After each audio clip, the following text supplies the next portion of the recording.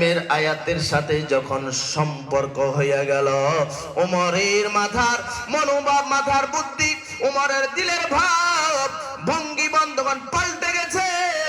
ওমর বন্ধগণ সেখানে আর দেরি করে না, সেই কোরআনুল কারীমের আয়াতটা নিয়ে এরে আল্লাহর বান্দা বিশ্ব নবীর দিকে ছুটছে, দৌড়াইয়া যাইতেছে। এ বান্দা বিশাল আকারের মানুষ নিয়ে আল্লাহর রাসূল সাল্লাল্লাহু আলাইহি সাল্লাম কথা বলতেছেন, বয়ান করতেছেন, বুঝাইতেছিলেন। ইতিমধ্যে ওমর দৌড়াই আসতেছে, জায়গা দাও আমাকে, জায়গা করে দাও। ওমর রাদিয়াল্লাহু তাআলা আনহু আল্লাহর নবীর সম্মুখে আসতেছে। অন্য সাহাবায়ে কেরামগণ ভেবেছেন যে আজকে মনে হয় আল্লাহর রাসূলের গর্দান সত্যি করে ওমর উড়াইয়া দেব। ওমর আসতেছেন, দৌড়াই আসতেছেন। আস্তে আস্তে আল্লাহর নবীর কাছে আয়েশা গেল, আয়েশা বলে, ইয়া রাসূলুল্লাহ,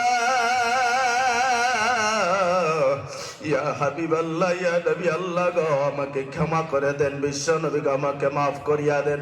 আপনার গলা কাটার জন্য আমি তলোয়ারটা নিয়ে বাড়ি থেকে বের হয়েছিলাম, নবী গো আপনার গলা কাটার জন্য এসেছিলাম। বিশাল ভুল হয়ে গেছে নবী গো, এই যে তলোয়ারটা নেন, এই তলোয়ারটা নবী গো আপনি হাতে নিয়ে নেন।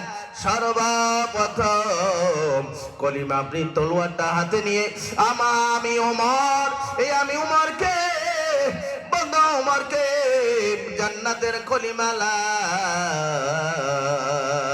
ইলাহা ইল্লাল্লাহ মুহাম্মাদুর রাসূলুল্লাহ সাল্লাল্লাহু আলাইহি ওয়াসাল্লাম নবী গো এই কলিমা আমাকে পড়াইয়া দেন, পড়াইয়া জান্নাতের মেহমান বানাইয়া দেন গো নবী গো।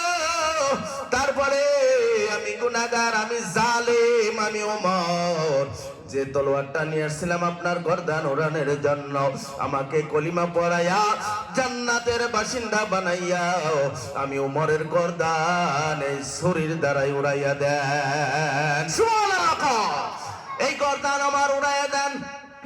আল্লাহর রাসূল বলেন, এ উম্মত, ইসলাম এমন একটা ধর্ম, আল ইসলামু ইয়াহদিমু মা কানা ক্বাবলাহু, ইসলাম এমন একটা ধর্ম, ইসলাম এমন একটা মাযহাব, যে ধর্মটা কবুল করলে ইহাদে জীবনের বন্ধগণ আগের সব গুনাহ আল্লাহ মাফ করে দেয়, আগের গুনাহ মাফ করে দেয়। ওমর বন্ধুগণ আমার এই ঘটনাটা তুলে ধরার কি কারণ, এর আল্লাহর বান্দা ওমরের কাছে যখন কুরআনুল কারীমের আয়াতটা হাতে দেয়া হয়ে গেছে, এত একজন নিষ্ঠুর কাফের, এত বড় একজন বেঈমান নবীর কল্যাণের জন্য যাইতেছে, এই আয়াতের উপরে বন্ধুগণ এই আয়াত হাতের সাথে লাগার সাথে সাথে ওমরের মনোভাব পরিবর্তন কে করাইয়া দিছে, চিৎকার দেয়া বলা যাবনি। আল্লাহ পরিবর্তন করে দিয়েছে। এই আল্লাহর বান্দা মুসলমান শিক্ষিত পর্দার মা বোনেরা গো, যুবক বন্ধুগণ, স্কুলে পড়েন, ইউনিভার্সিটিতে পড়েন, বন্ধুগণ কোনো বাধা নাই, ইংলিশ মিডিয়ামে পড়েন, অসমীয়া মিডিয়ামে পড়েন, কোনো বাধা নাই। কথা হলো অনুরোধ করিয়া যাইব, আল্লাহর বান্দা জেনারেল শিক্ষার সাথে সাথে পুরুষ কিংবা মহিলা সবাইকে কোরআনের শিক্ষায় শিক্ষিত বানাতে হবে। কোন সুবহানাল্লাহ। কোরআনের শিক্ষায় উমরের জিন্দেগি পাল্টে গেছে।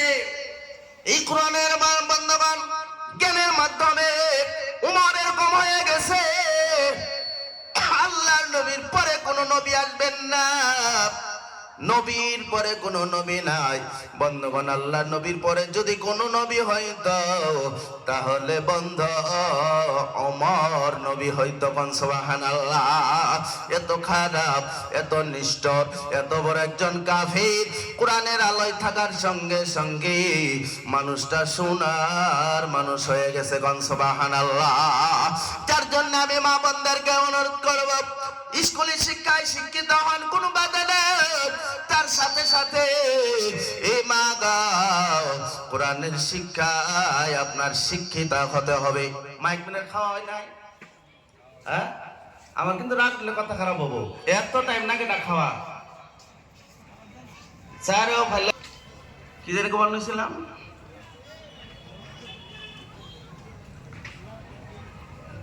রিয়াল্লার বান্দা, পর্দার আড়ালের মা বোনেরা, এই যে শিক্ষায় আপনারা শিক্ষিত হইতেছেন বাধা নাই, কথা হলো কোরআনের শিক্ষায় আপনার শিক্ষিত হওয়া লাগবে। আজকে বন্ধুগণ গার্জেনেরা কত তাকিদ দেয়, আপনার মেয়ে যদি একদিন টিভিশনে না যায়, যার জন্য আপনি গালাগালি করেন, করে না নাই কোন? গণিতে নাম্বার কম হইল কেন, ইংরেজিতে নাম্বার কম হইল কেন, এত টিভিশন